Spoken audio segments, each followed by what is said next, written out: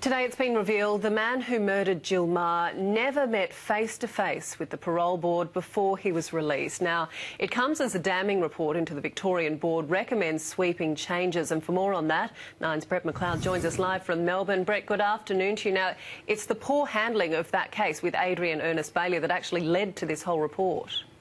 Very much so. It was Jill Meagher which prompted the inquiry into our adult parole board system, which, according to the government, failed in her case and in many other cases as well, because Adrian Bayley was on parole at the time he murdered Jill Meagher. Arguably, he should have been back in jail because while on parole, he'd been found guilty of assaulting a man down in Geelong. Yet we learn this revelation today that when the parole board considered whether he should be found guilty of breaching parole, they didn't even ask him to come in and see them. They did it on the papers, as they say, just looking at documents. And retired Judge Ian Callanan has been looking at the whole parole board system and found that, particularly in the case of Bayley, that was the springboard, the file on him was ill-organised. Some information he wanted, he simply couldn't find, and he's a retired judge.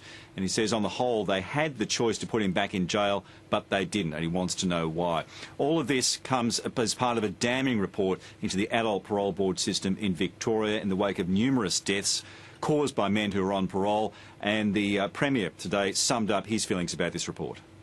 The emphasis of the Adult Parole Board in Victoria was misguided and it was wrong.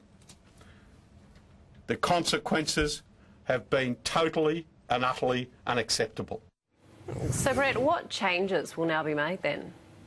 There's 23 recommendations put before by Ian Callanan. They include a retired Supreme Court judge being in charge of the parole board, a bit of extra resourcing. They do hear 10,000 cases each year. He also wants to have victims or their families made aware of when offenders are likely to be put out on parole. A lot of people say they only find out through the media, and there are many categories where he says that those who are found who are wanting to get parole need to prove their chances of reoffending are negligible. That is a very high bar to set for anyone, and that's part of one of the issues the government's now having to deal with. How do you prove someone's never going to commit a crime again? That's all being discussed now. The government says it wants to get through as many of these recommendations as it can in this year. Wendy? All right, Brett McLeod there, thank you very much for that. More on that story a bit later as well in our chat room.